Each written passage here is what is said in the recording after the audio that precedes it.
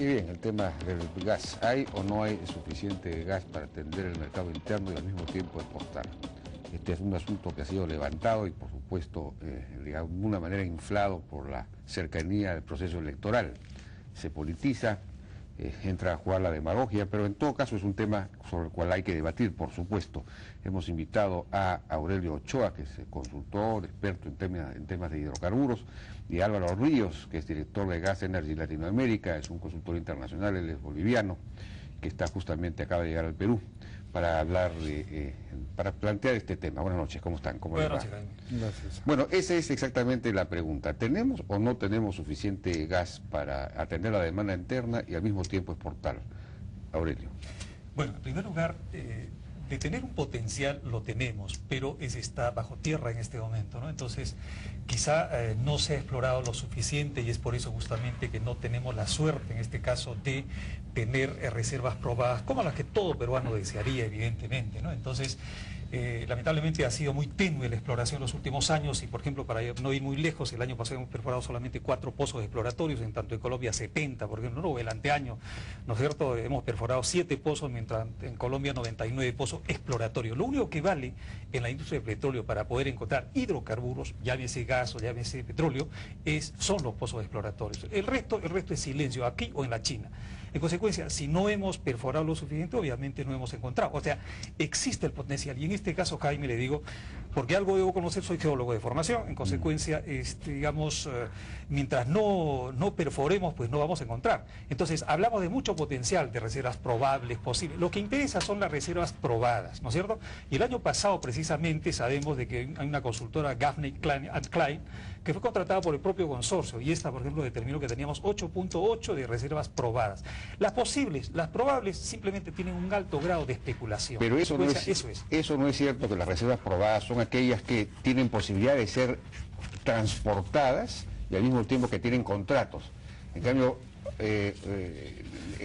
las probables son aquellas que existen, pero que no pueden ser sacadas todavía. Eso es lo que, digamos, se trata un poco de distorsionar con la terminología un poquito técnica, que quizás los políticos, y en este caso no somos, creo, políticos ninguno de los dos, digamos, aprovechamos, tergiversamos y al final mareamos a la población. En realidad no, porque justamente lo que digamos, lo que está usted señalando, no es así. O sea, una cosa es la capacidad de transporte, que en este momento, lógicamente, digamos, está restringida. Sabemos que alrededor de 450 millones de pies cúbicos, pero también a la vez tenemos otro ducto que en este momento supera los 650 millones de pies cúbicos, 720 exactamente, que sería el ducto de exportación. En consecuencia, como infraestructura instalada, en este momento sí tenemos la capacidad de transporte.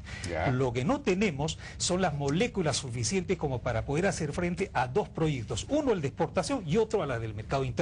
Yo diría, más bien, invertiría, ¿no es cierto? Primero digamos, el mercado interno y luego la exportación. Yo pienso que bienvenida la exportación, o sea... ¿Cómo se define entonces, cómo se define reserva probada? Sí.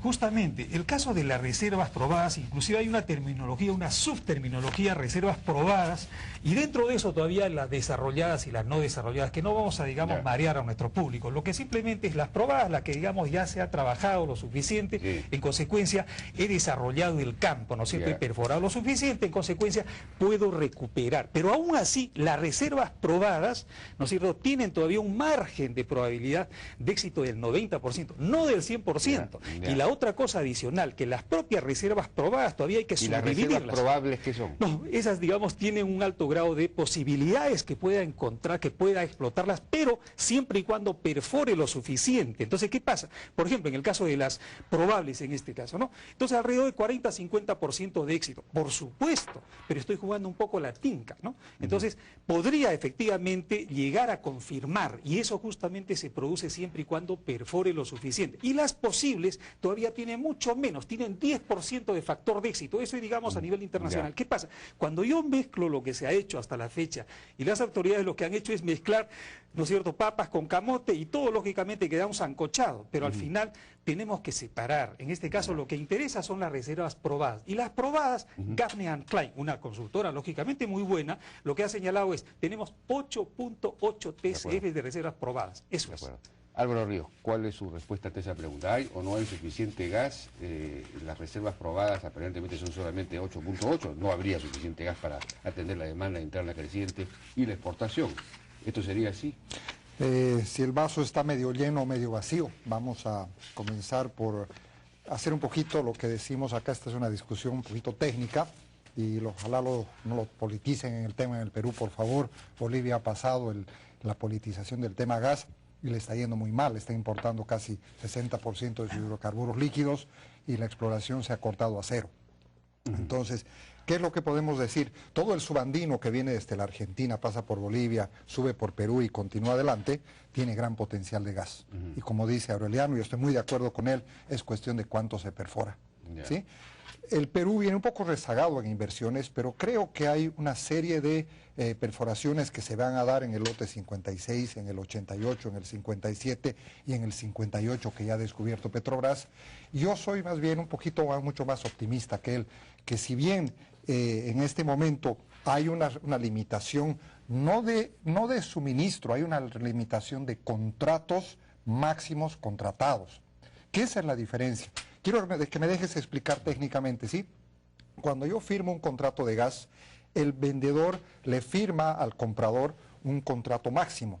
Yeah. Y si tú sumas todas esas capacidades máximas, por supuesto que no hay capacidad ni en el ducto, ni en la capacidad de producción.